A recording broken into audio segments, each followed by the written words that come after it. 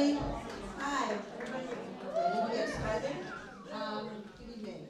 My name is Pamela McBride. I'm with the Greenfield Public Library.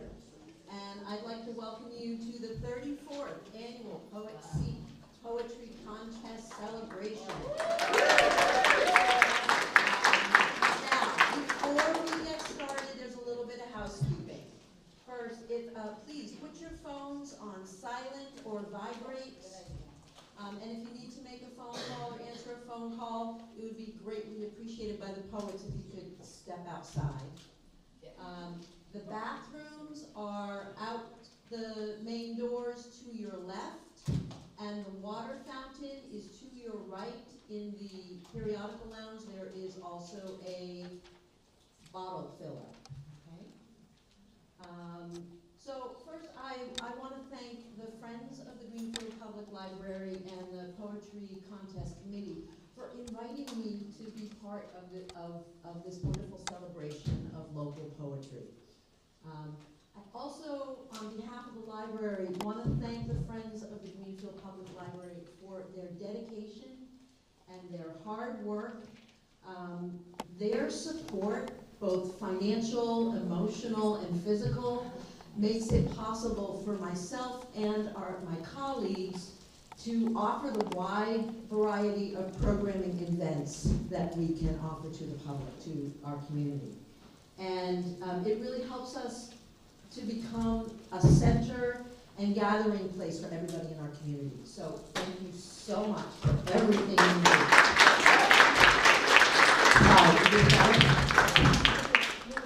Okay, I will try to do, sorry. And you can find all of our programs and events on our webpage at greenfieldpubliclibrary.org. Tonight, GCTV is televising and running a live stream of this performance of tonight's poets.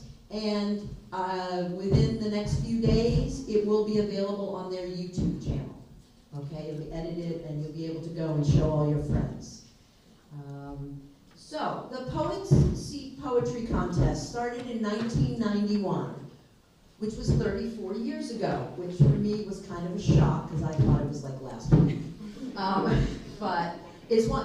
And the contest is one of the key events hosted by the Friends of the Greenfield Public Library.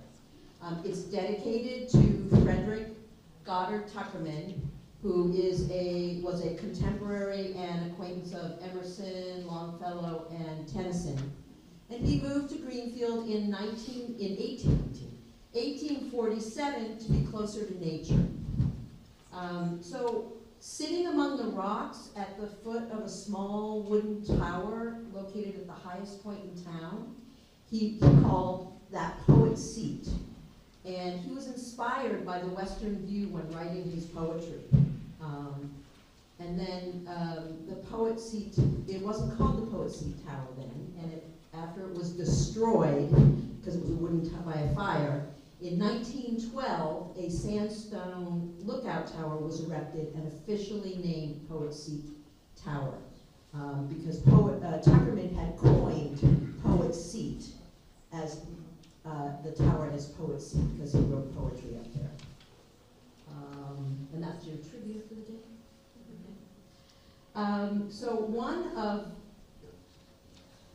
So tonight we're going to be hearing from 3 finalists in 3 categories: youth and adult, 14 to 15. Youth 12 to 14, youth 15 to 18, and the adults. And to start us off tonight, I'd like you to present Bob Barba, who was the 2019 winner of the adult poetry category and is one of the very active members of the Poets Seek Poetry Committee. Bob?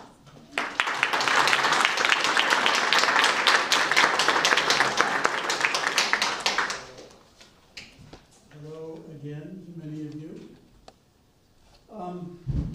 As I say every year since COVID, especially great to be back in person. I think we're going to keep appreciating that every year. It's just crucial to hear the poems and the voices of the poets, so really nice that we can all be at least in the same building, and thanks to the people who volunteered to be across the way. I hope we're coming through loud and yes, thanks to all the members of the committee. Just kind of extraordinary how much work this takes every year, and even more so this year because there were some changes to the formatting of the booklet. That was my idea. It's always kind of broken my heart that we have to break so many lines in places other than where the poets intend, hence the wider format this year. It made lots of headaches for Diana Roberts, so I want to thank her for her many more hours of work to get the margins through. Okay? Okay. That is very quiet, full volume in the other room. Next, I want to thank all the judges. So the youth judges, I know that at least 2 of them are here tonight. Joanne Hayes, you can stand or give a wave. Joanne's been doing this for a long time.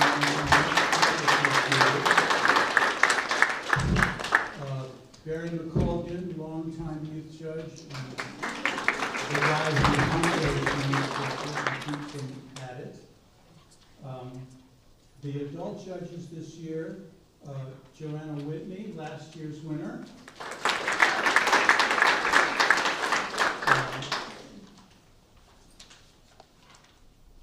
Jeff Deitman, I don't know if Jeff is here. Jeff Deitman here. Jeff Deitman is in his 2nd year as an adult judge. And finally, Ann Yeomans, who I want to give a special shout out to. She was the winner of the adult contest 3 years ago now, I believe. And so she's completing her 3-year term. And I overlooked Jerry Yelly, who I don't think is here tonight. Youth Judge Jerry Yelly again, longtime Youth Judge Jerry Yelly. I read the same quote last year. I decided it was good enough that I was going to use it for 2 years because it's really just exactly how I feel about poetry and my lifetime with poetry, and even more so now that I spend every February, March, and April with poems. This is from Major Jackson, who curates a website called The Slowdown. It's one of these places that sends out a poem every morning. He wrote, "Through my many years of reading poetry, I feel as though I've absorbed other people's stories and feelings. I strongly believe this has fortified me with a spirit of kindness, poetry as a daily pill of compassion. This is a grounding tenet in my belief in poetry as a communal and righteous good. We get to see through each other's eyes and feel through each other's hearts." For me, the past few months, and for many in this room, have been especially difficult. It has been great for me to have these poems as my companion these days. I read the news too much throughout the day, and by 5 or 6 o'clock I can be in a deep state of despair.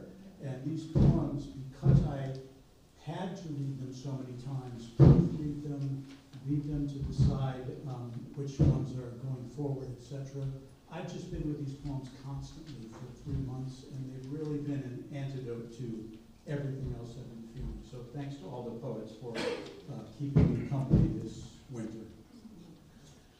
So quickly and finally, the way we do this, I take the poems in, I pass the youth poems on to the youth judges, the adult poems on to the adult judges, anonymize the poems so that the judging is completely anonymous.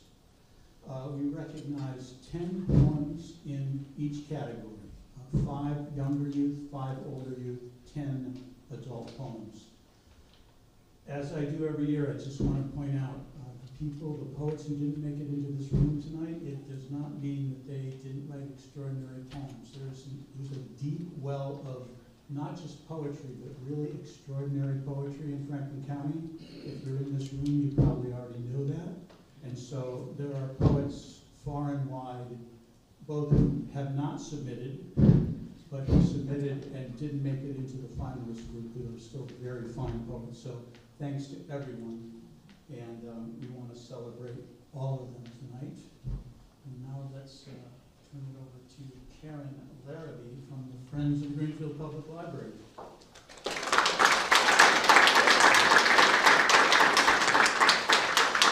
I can be really loud, so I'm going to be loud so people in the other room can hear us. Hi, I'm Karen Larrabee, President of the Friends of the Greenfield Public Library. Welcome to your library in the annual Poetry Contest celebration. I want to thank the judges and the Poetry Contest Committee for their hard work and dedication in order to make this contest happen. Thanks also to the library staff and of course all the poets that participated. This year, in a special way, we would like to thank Kay Lyons for her many years of emceeing this fantastic celebration. Thank you, Kay, from the Friends of the Greenfield Public Library and all involved over the years.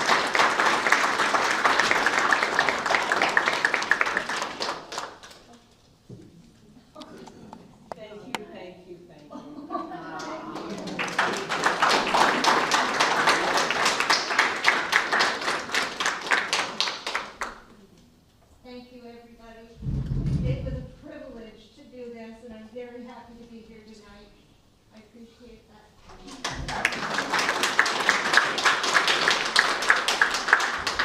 The Friends support programming for the library, including this great event. We fund most of the programs, and some we also support by being a presence at these programs. Last month, almost 70 programs were offered by the library. Adult, teens, kids, most in person, a few remote. It's because of our fundraising that all these amazing programs are able to happen. So if you've supported us by participating in any of our fundraisers, thank you. Our next couple of fundraisers are the used book sale on May 10th here at the library, and our Pints for Programs event at 4-Star Brewery on May 24th. We have handouts that we'll put on the table after the information will be available at the refreshment table at the conclusion of the awards. If you want to know more about us, please visit our website and take a moment to sign up for our newsletter. So enjoy the evening, and let's get this celebration started.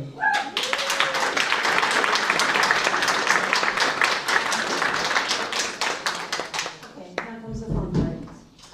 Tonight, we're going to be hearing from this year's finalists in the 3 categories: youth, 12 to 14, then followed by youth, 15 to 18 years of age, and then finally the adults.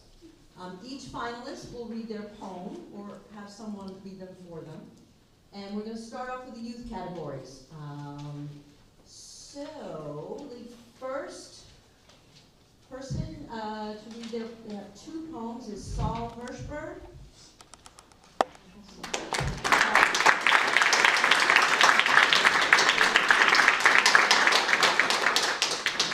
This is, I have 2, but this is my first one, observation. So it's but 2 different observations, then I have a second one. Number 1, it looks realistic, honest, and perhaps unattractive, but complex. It flies away, unwanted. It looks elegant, magnificent, but terribly simple. It stays, wanted. We perceive things superficially, and thus we must appeal superficially. It flew away with blotches and scars, flaws and wrongdoings, uniqueness. It was not respected, was a marvelous fruit with a terrible appearance, was inaccessible, but honest. We aspire to achieve accessibility, absence of blotches and scars, simplicity. We should not seek to disguise ourselves because we are unique, nothing congruent, nothing exponential, a function that obeys an infinite pattern, but the limit does not exist. Not because of discontinuity or an undefined value, but because we are unbounded. This is my second one. We are turkeys, gliding on ice, in a realm of infinite experimentation. We have explored and have yet to explore more, but have explored redundantly. We forget our discoveries, fixate on one single thing, established meaning. We cannot explore everything, nor should we aspire to. We cannot establish meaning with too much information. A polygon 1 against 2 against 3 against 4 against 5 against 6 against 7 against 8 against 9 against 10 will not accomplish. Ponder over a polygon 2 against 3, it will accomplish. A near absence of light will accentuate the presence of light remaining. Abundance cannot prove beautiful. Sparsity can.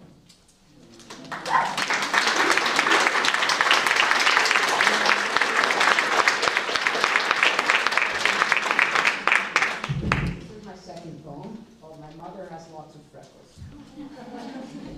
My mother has lots of freckles. In the summer they come out more, and they are a symbol of her enthusiasm. Although sometimes they blend in with her tranquility, her serenity, and also her considerateness. The freckles are living organisms, each one with a distinct set of characteristics. One happy, one sad, one timid, one boisterous. But it goes deeper than that. One is timid and boisterous simultaneously. One says hi when you wave to it. The other says nothing. They're like different music genres, one uncensored, not afraid to speak their mind. Like a dinosaur relentlessly going on as the days go by, exerting its tearing vocal cords to the fullest. One adventurous, experimental, and oblique. But they all form into one person, a combination of all of these things, like the double helix that forms us. But this time it's on the outside, not in.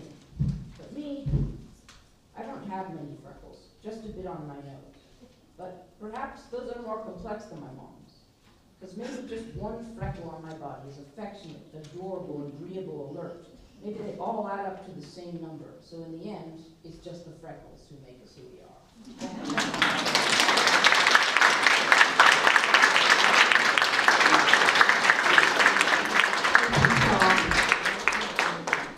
Our next poet is Alex Lee, who's going to be reading Ode to the Deep, A Discovery.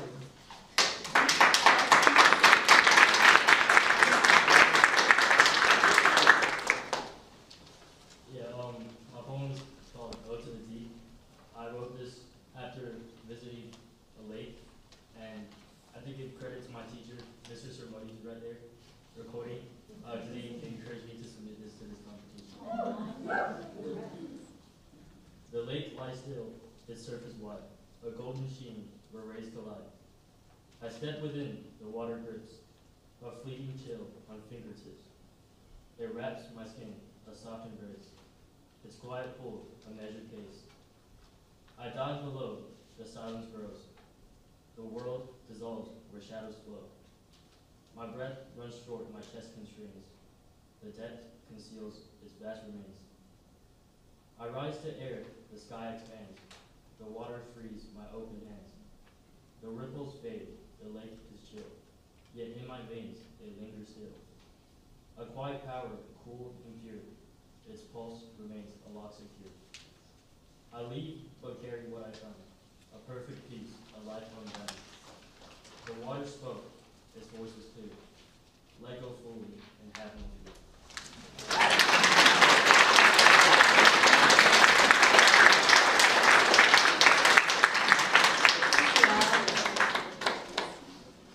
Our third finalist tonight is Calliope Mary, who will be reading an Ode to Life's Changes.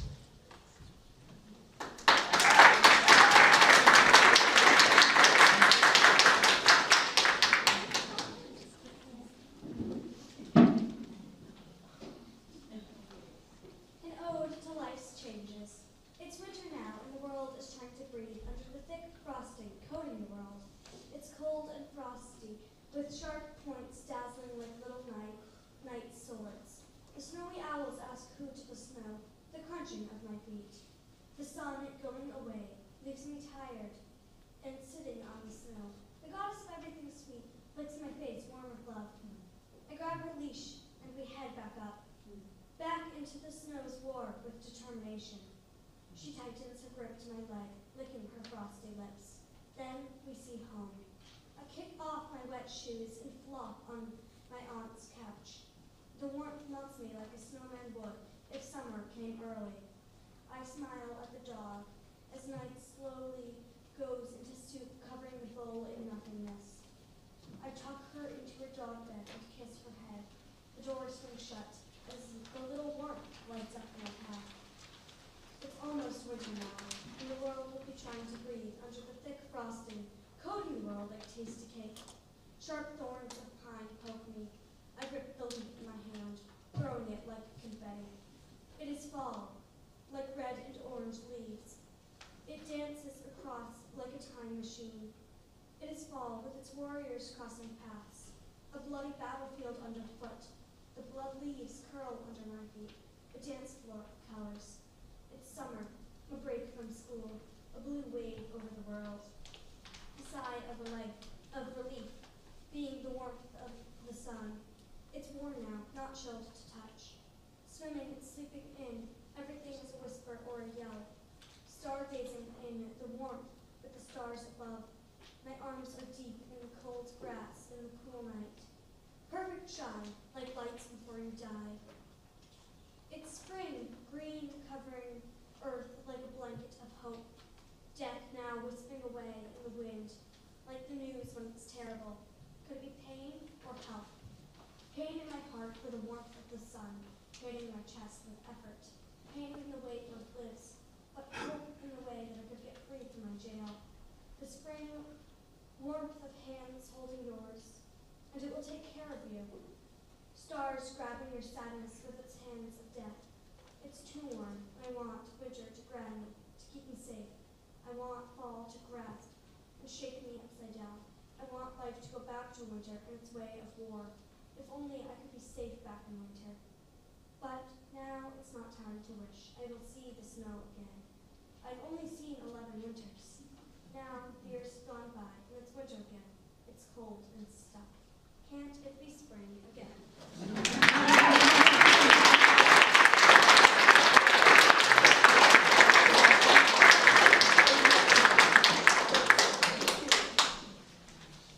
Thank you, Elijah. And then the fourth person is Rebecca Zahn. Is Rebecca here? Then Joanna Hayes is going to read Life Problems.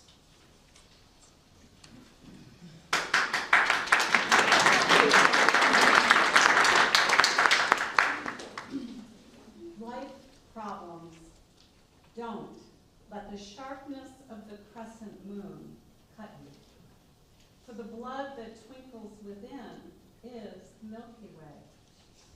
People ask for the direction to paradise, and the hope in their eyes shines iridescent. But the silence that follows, drowning in darkness, training to the senses. Stop calling her. The static on the line wavers as the echoes bounce off the realms of reality, surpassing.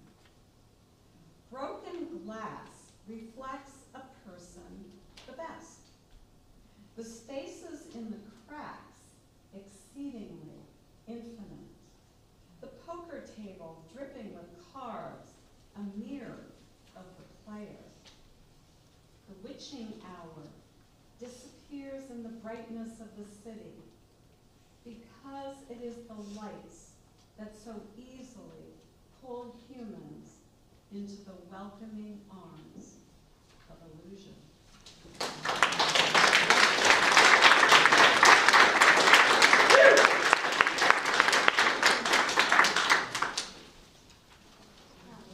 That was wonderful. Thank you to all of our youngest poets. Next, we are going to hear from our youth finalists aged 15 to 18. And we are going to start with Bruce Cordero, December 16th, 1773, which will be read by my brother Oliver.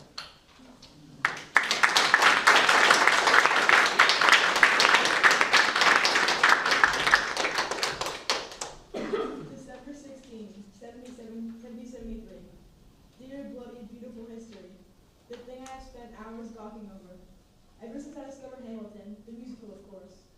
This year I took my 10th grade American history class, and it was one of the most depressing but rewarding classes I've ever taken.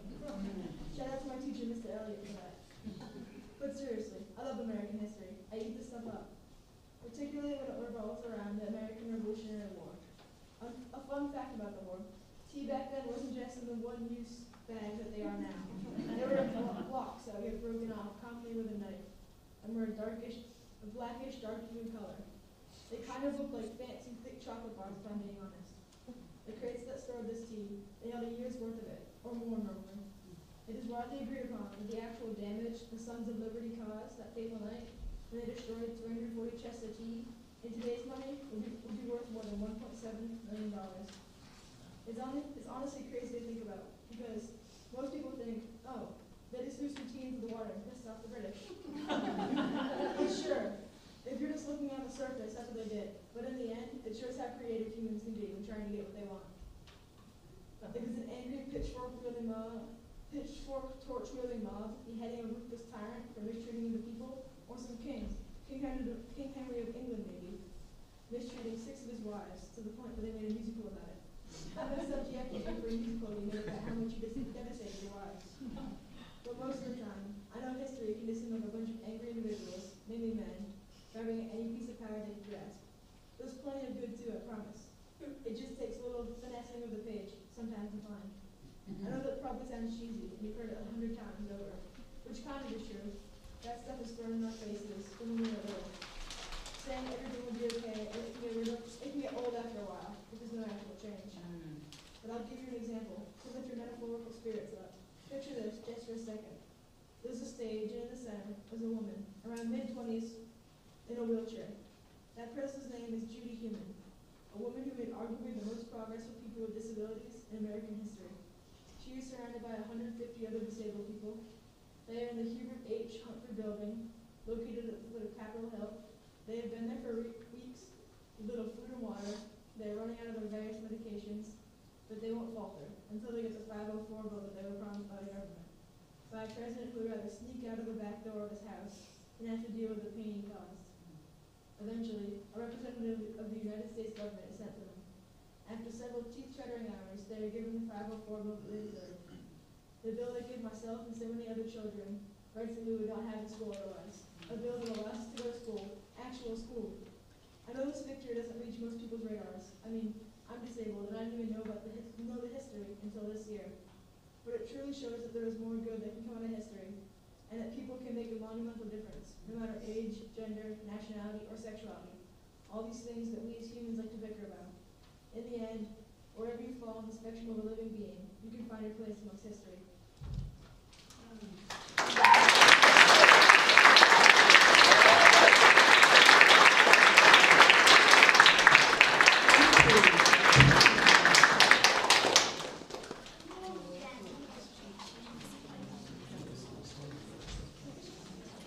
Okay, so before I introduce our next poet, I'm going to ask if when you're speaking, if you can speak as close to the mic as you can.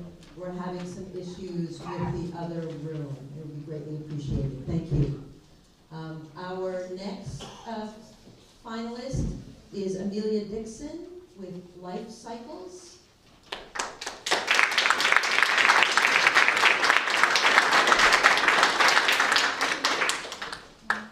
Life cycles. Don't you see the resemblance? It's all I think about, with your warm amber eyes and sturdy freckled arms. You used to support me when I was little. You, ever the reliable older sister. Even your hair was similar, before hers started falling out in auburn clumps that stuck to the shower tile like wet leaves. It's unnatural, being back at this house, our old home. It's like we never grew up here. So different, and yet the same bones. Don't you remember when you carved our initials into the mighty birch, leaving it with a scar we called beautiful? She still has your old red bike, you know, the one with the tinsel, and our ice skates, hers too. From when we used to skate together, when it was merely 2 young girls and their mom, before all those treatments. Don't you wish it were like that again, so simple, so weightless?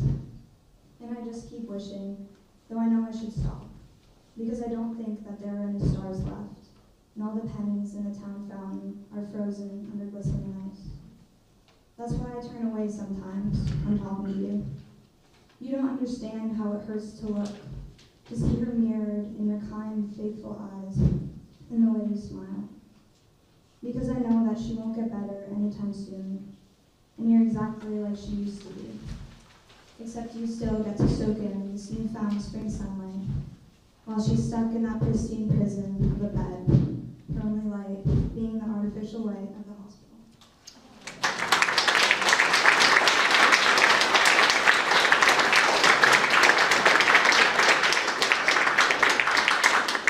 Thank you, Amelia. Next up, we have Rex Kim, who is going to be reading Dear Vermilion.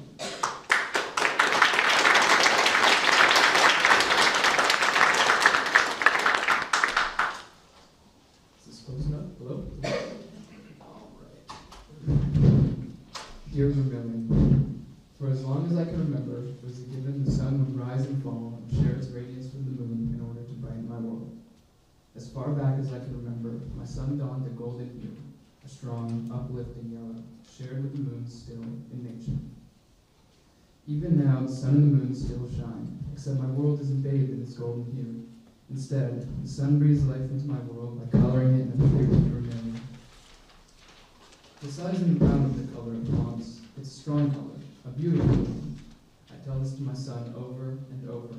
The sun isn't proud of its color. It doesn't see what I do. My world, engulfed in this new light, my sun's beautiful, unchangeable color, a color it can't help but share with the moon. Enamored by sun's unsightly vermilion, the moon finds itself met with change. For the very first time, the moon changed its still nature and altered its memorable glow. For the very first time, I wanted to try too.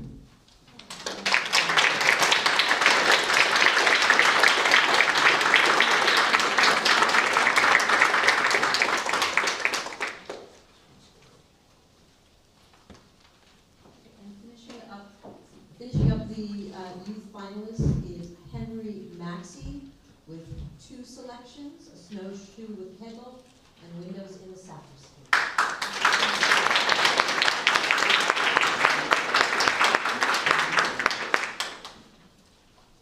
A Snowshoe with Hegel.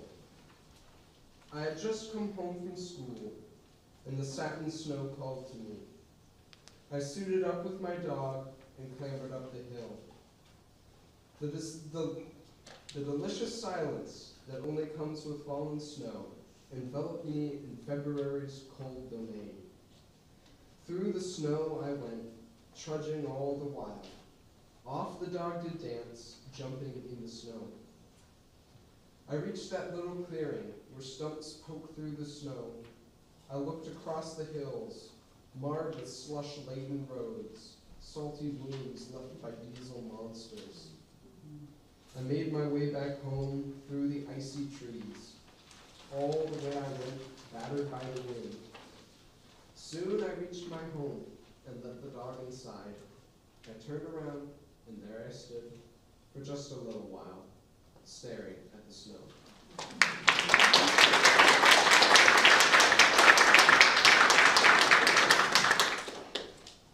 Windows in the sacristy. These windows are not plain, just like all the others. Hidden far from view, behind the sexton's lock, where only few will go, carrying wine and cup. A matrix of intricate grisaille, milky white above the sink.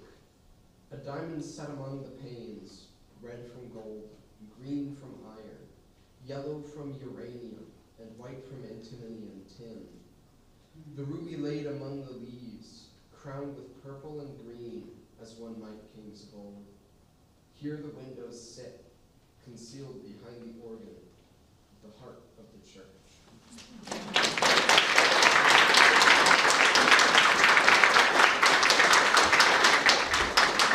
Thank you, Henry, and thank you to all of our youth finalists.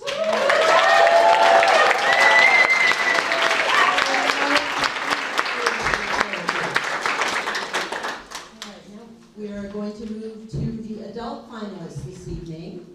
And first up is Becky Barnhart with There's a Gray Fox.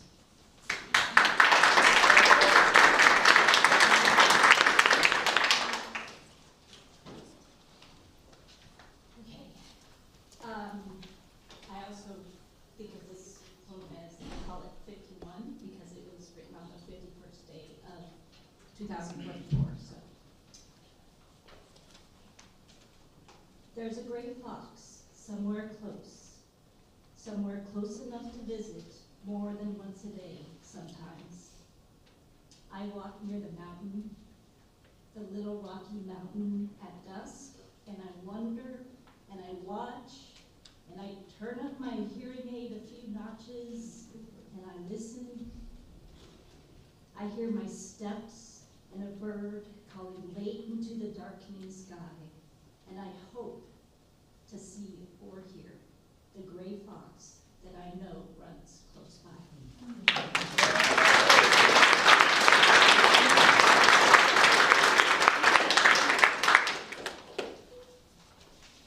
Thank you, Becky.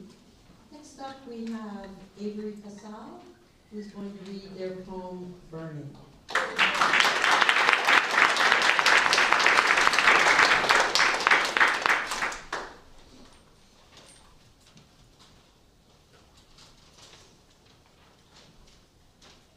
Burning. I can hear LA burning all the way from Massachusetts, the noise whipping through my porch, slumping over drifts of snow, the crackle of 1,000 fires, 1,000 feet hitting the ground running. Oh, California, my broken heart. Who's fiddling while the city burns? Red spittle from his lips, bubbles, a bloody tantrum, ketchup flying, splatter. Strings breaking as the violin sighs, the whistle of flames turning the corner. California flexing, twisting, curling at the edges. A red fortune fish in my damp palm, our future unsteady. We're an orb of dirt and water, tumbling, stumbling, fires and floods, blizzards and droughts, bellowing flames, scorching our future with fuel from our past.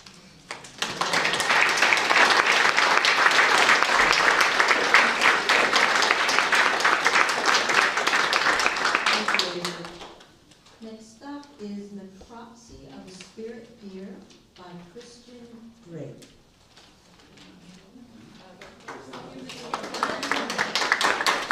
You got it. Yeah, the lockdown one. I think I'm doing two. Why not? There you go. This poem has a tool crib in it, and for the kids in the audience, a tool crib is just a room where you keep the tools, and then someone like a librarian has to give them to you when you ask, and you can't steal them. And it's also implied that that tool crib is in the school. Now, you already know what a lockdown drill is, but the tool crib is confusing because why is it in the school? And that's because I work at Franklin Tech. And I didn't want to lie, and I went back and forth being like, tool crib, closet, tool crib, closet, tool crib, closet, tool crib, closet. And I just decided to keep it as tool crib. It's true. Lockdown drill the day after the eclipse. How could we not laugh when a sudden night breached the horizon and caught us in its baleen with a school of stars? A sunset every way we spun. Never so astonished by a shadow since discovering our own. We drove home yesterday from Lake Ontario in love with a pardoned land. Almost forgave our unread ancestors who wept and offered up their blood to please the sky. Today, the tool crib door is a metal moon, locked imperfectly against the daylight. Windowless, it's safer than the classroom. We watch the corona for the boots of cops play hunting us. The students love this game. Hiccup with laughter and shove each other in the dark. Hush, we teachers hiss with the urgency of mothers.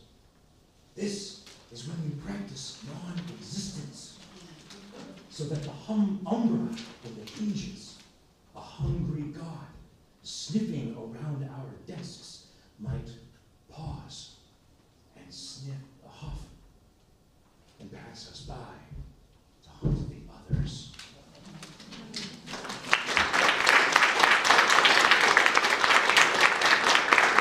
Thank you. And this one's going to impersonate a Franklin County technical school teacher who I've never tried to impersonate before, so I'm going to go broad. Necropsy of a spirit deer. The hunter swore the legend's true. Hanging up in Coal Range some 20-odd years back. A pure white buck found dead in the oak duff, antlers glowing like fungi under upturned logs. Vision Wild I cut it open, found 12 foreign objects trapped in the flesh. Bullets, arrowheads, sticks where the stag impaled itself on the forest, fleeing an echo. No exit wounds, no recent diseases. The damn thing died of old age. Nothing does, of course, only complications, which, when they are not fatal, are the cause of life. I imagine the amazed vet tech rifling through the sheets of venison like a eulogist tracking a love story through a box of letters. Each bloody fact arranged on a surgical drape. 130 grain, 7mm. Sabbath slug. Upper incisor. Coyote. All this shrapnel the body chews as it walks. Every step anguished, defiant. The barbed wire alike absorbs like a tree devouring a long-forgotten boundary. How incandescence makes one an easy target. How the numinous attracts cruelty. And yet...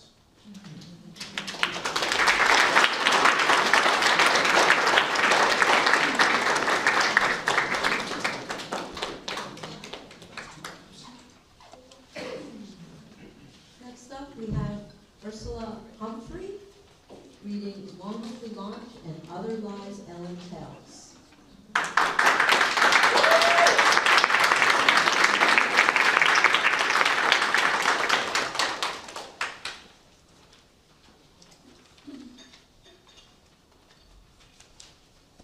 Longer to Launch and Other Lies Ellen Tells. There was no single moment of revelation, but the ebb and flow of acceptance, building momentum like our first time out in Oliver's boat. Sails down, paddle and outboard worked and reworked to correct course. I can't remember how many times we had to raise and lower the boom, pushing off the lakeshore until the sail was up and taut with wind. Then Oliver offered up the main line. Do you recall which of us took it, so that he could release the jib? It was around there that I realized we were truly sailing. How exhilarating the awareness of success and the sound of slicing water and wind and his confident directions. A passenger on my son's journey. For years before that, with regularity, I would hear the voice of Ellen, DMH worker assigned to your daughter. We were sitting across my kitchen table, just me and her, when I asked the only question that matters. Ellen had on a blue wool sweater. Who knows what words I used, but what I meant was, is she going to be all right? And Ellen, with her brown hair and kind eyes and years of knowing, said in sure, fast words, kids like this just take longer to launch. Longer to launch. And so I wove that into every hurt and worry. When she raged at you or me, more and more often at me, I would breathe patience and hope, knowing that she just needed longer. When she would not come home at night, I was shrouded in the comfort of Ellen's words. In the increasing ugliness of stolen money, stolen medication, a stolen gun, I would soothe the discomfort gnawing in my stomach with Ellen's words. Picking her pills off the floor, waiting for the call that she was going to meet with crisis, yet again, I held tight to Ellen's words. As she failed to catch hold of college, Ellen's reassurance became a little bit slippery. Like the water rushing past the sides of Oliver's boat. Our house, then her mom's, from boyfriend's apartment to group home to shelter to car. Your daughter's movement through life took on momentum. How dizzying the way jobs were lost first in 6 months, then 2, soon held for days, then merely hours. And with this rush, Ellen's words grew farther away. Somewhere in between knowing that she could not be around other children and watching you yet again go to the emergency room because she talked herself into having Tourette's, or maybe it was when she was sure she had been cursed by voodoo, I lost sight of Ellen's words altogether. Now your daughter writes emails and signs them, Angel and Coy and Bailey, her words a disjointed rush of anger and apology and demands. I want to thrust it all back in the direction of Ellen, sitting across our kitchen table. How is this launching? I would ask her. I know what launching sounds like, I would explain to Ellen. It is the music of water left behind in the wake of Oliver's boat. Performances and crafts and lives launch. Pieces of people torn apart in the storm of mental illness do not launch, Ellen. They sink, taking fathers down with them. I would be angry then, maybe even yelling at Ellen. In my head, you sometimes walk in the doorway as I say the word fathers. And you, standing there, shoulders rounded, are making the face you made every time the school would call, or the hospital, or she would call at 2 a.m., manic and panicked and drowning you both. The kitchen would still, my voice would quiet, and I would barely nod towards you and the space for your daughter should be. This is not what launching looks like, I would patiently explain to Ellen.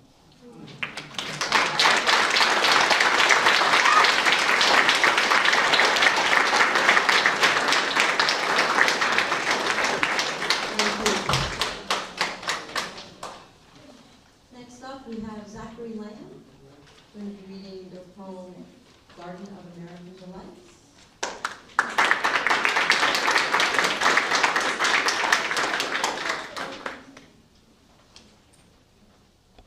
The Garden of American Delights. Voting out of fear, voting for division, succeeding at succession.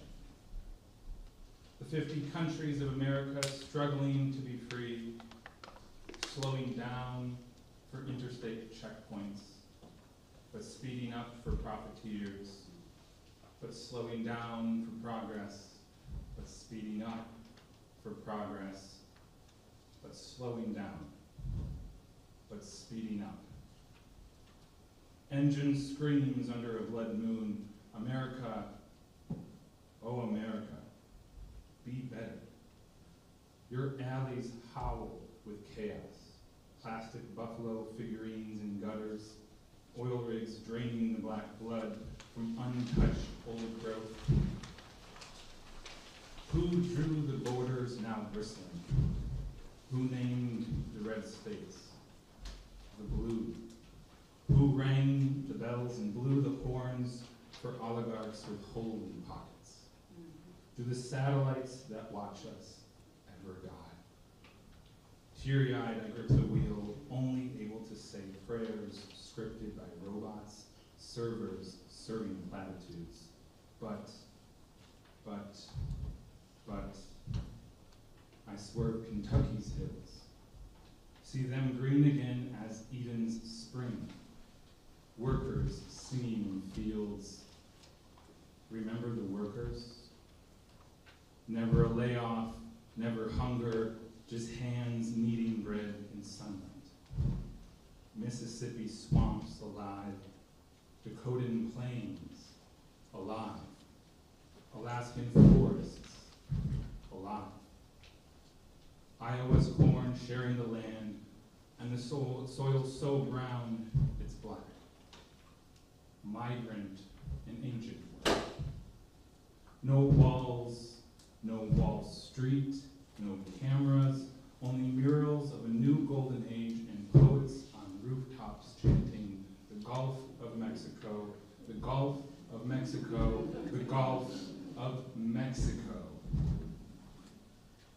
Oh America, if only I drift over this vast and faded dream, I speak with wild, wild, wild hope.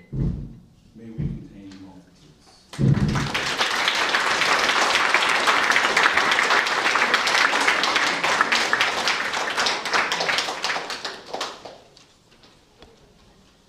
Thank you, Zachary. Next up, we have Skylar Lambert. Reading A Place in the Heart.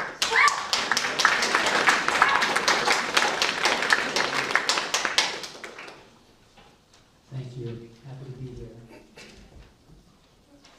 Place of the heart. When someone asks where I'm from, my mind fumbles for winning words. Do I say I came to hilly Western Mass by way of a hilly West Virginia coal camp where a glistening moon perched atop the ridgeline like a house cat? Do I tell them how mommy worked afternoon shifts at the Travel Plaza up Beckley and still taught me, a southpaw, to write, and how she wrapped veiny hands around tin-foiled, cardboard cutout sword and shield to match shining armor? Do I explain the watering hole where Daddy and I washed up, where we filled plastic milk jugs and summer's dead dog heat dried up our trailer cistern? Or how Daddy used his winter place employee discount so I could learn to ski on lonely nights, evergreens stretching shadows across trails. I am from the softest place, lodged in throbby corners of my parents' hearts, where moonlight shimmers through pines and spruce, and every royal night needs a good wash, and snow-caked mountains sing me ancestors' lullabies. Thank you.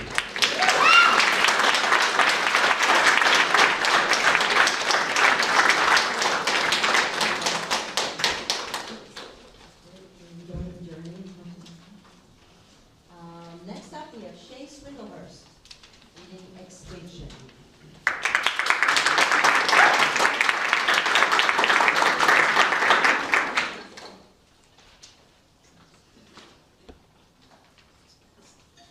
Extinction.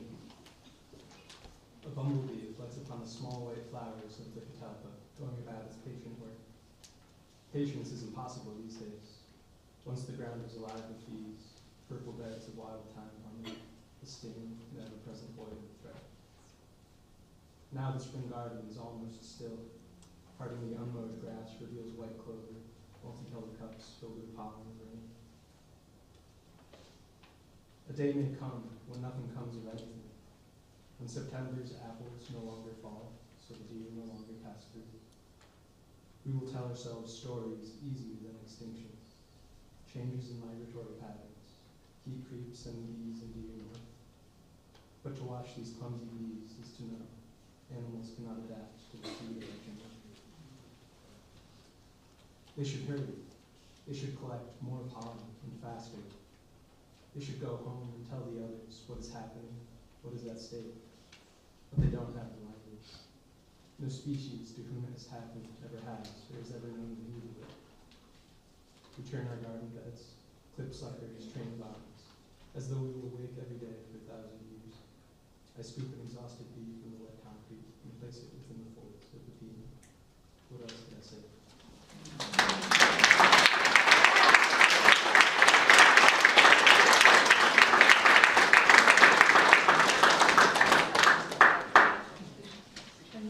Our next finalist is Kevin Thomas with the poem Foul, which will be read by Julianne Guillaume.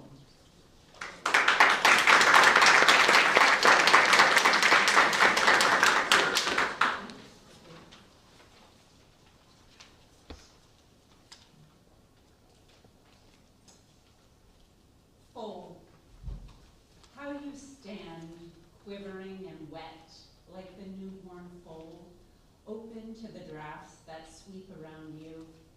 Your eyes are wide, soft, and blank. Bending over you is the one who once engulfed you. Her tongue is rough. She begins to lick you dry.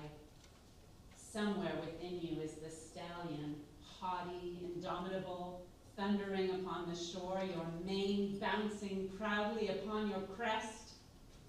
But you don't know that. All you know is the dew on the grass you stand on, the dance of the draft on your skin, the just like this rhythm of the dam's rough tongue. Your nostrils pulse just by breathing. Liquors of grass tendril their way through you for the first time, diving deep into your flanks.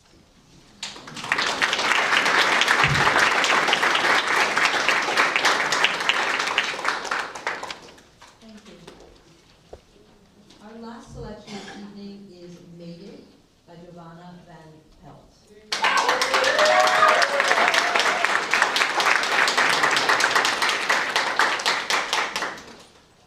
Thank you. I'm indebted to Leo Huang for the nature facts that prompted this poem. Native. We are less monogamous than lobsters or wolves. I do not pine for you, though I have taken no lovers in your place. My eyes find some other friend in an audience where you are absent. My hand is free from the shock and pressure of your touch. I allow myself to forget the close heat that rises from your body in sleep. But on a day of rare beauty, I find myself in an autumn field, looking up, searching for the hawk who flies straight to her mate for rest.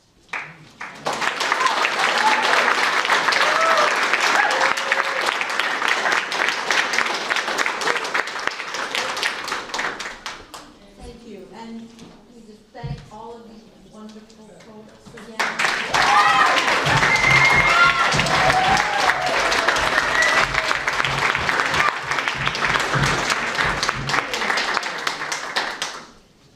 Okay, so you may have noticed hanging out in the corner there is a chair in the room.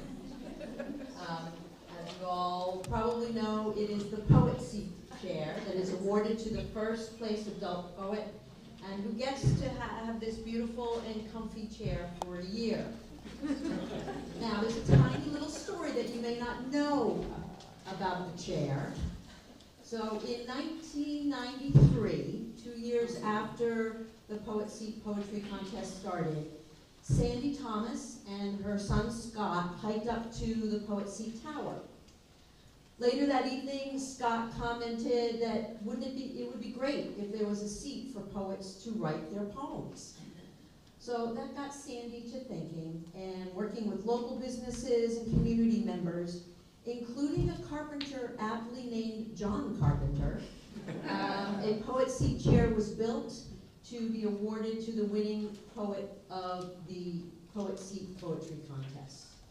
And the chair is passed on to the winning poet each year, and this year it's being passed on from Johanna Whitney, rather for last year. And so now it's time to present the awards for this year's poetry contest.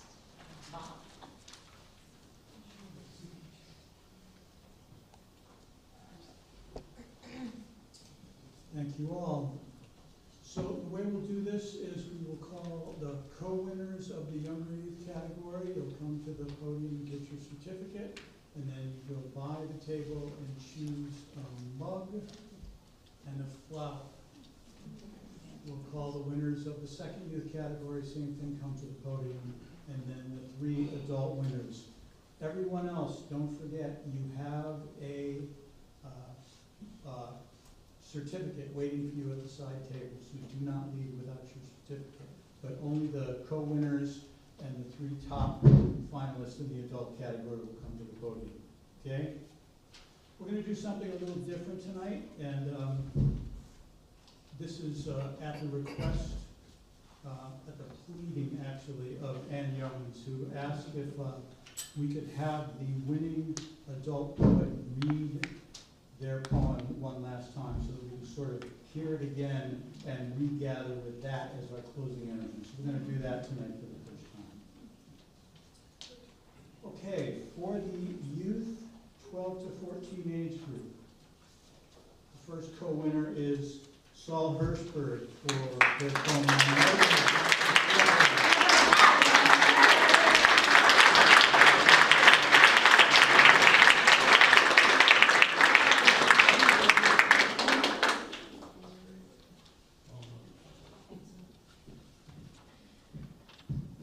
We don't want to rush the selection.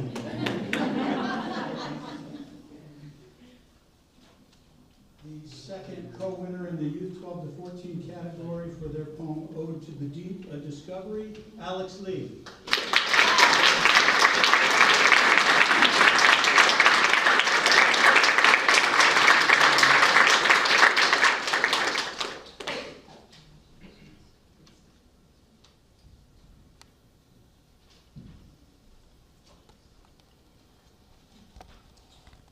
co-winners in the youth 15 to 18 category. First co-winner in recognition of their poem Windows in the Sacristy, Henry Maxey.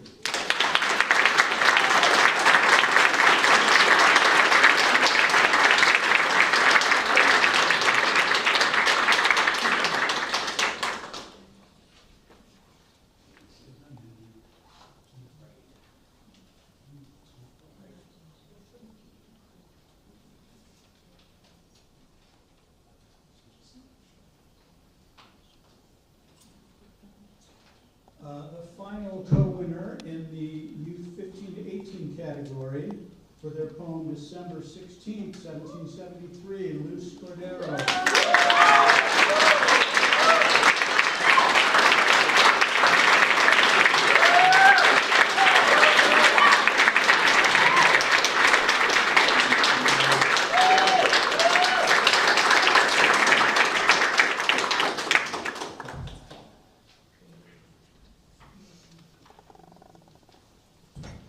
Okay, the top 3 adult poets. Third place in the adult category for their poem A Place of the Heart, Skylar Lambert.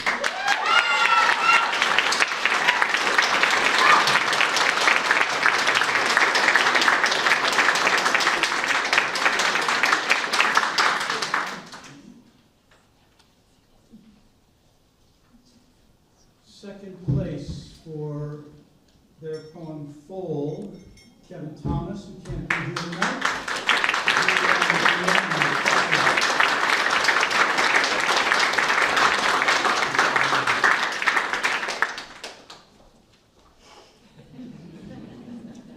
He's on the light feed.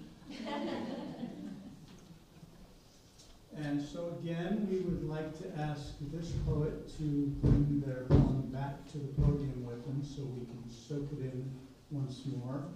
The winner of this year's poetry contest in the adult category for their poem Necropsy of a Spirit Deer, Christian Drake.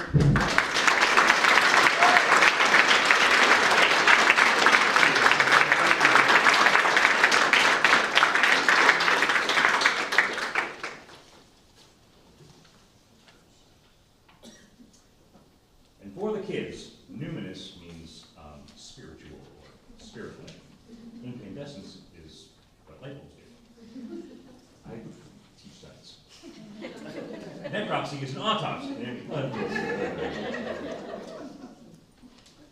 Necropsy of a spirit deer. The hunter swore the legend's true. Happened up at Gold Range some 20-odd years back. A pure white buck found dead in the oak duff. Antlers glowing like fungi under upturned logs. Fish and Wildlife cut it open, found 12 foreign objects trapped in the flesh. Bullets, arrowheads, sticks where the stag impaled itself on the forest, fleeing an echo. No exit wounds, no recent diseases. The damn thing died of old age. Nothing does, of course. Only complications, which, when they are not fatal, are the cause of life. I imagine the amazed vet tech rifling through the sheets of venison like a eulogist tracking a love story through a box of letters. Each bloody fact arranged on a surgical drape. 130 grain, 7 millimeter. Sabbath, slug. Upper incisor, coyote. All this shrapnel the body chews as it walks. Every step anguished, defiant. The barbed wire a life absorbs like a tree devouring a long-forgotten boundary. How incandescence makes one an easy target. How the numinous attracts cruelty. And yet.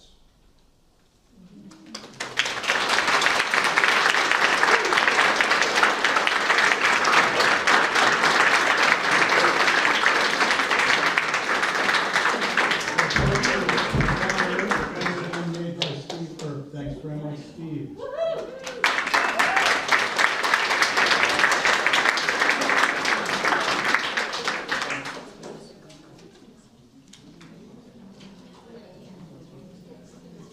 Oh, kids, you want to go with you? I'm a little stage shy. All right, cool. Oh my God, it really is like, it says poet seat on it. Yes. Oh my God. All right.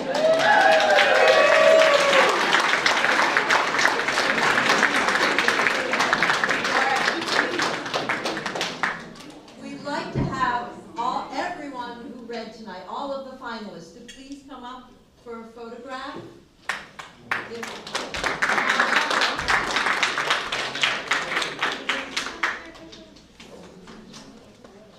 And so if we can all come up for a photograph, and then after that, we would like to have the winners cluster around Christian for another photograph.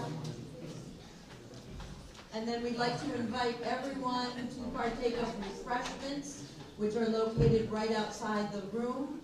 You can chat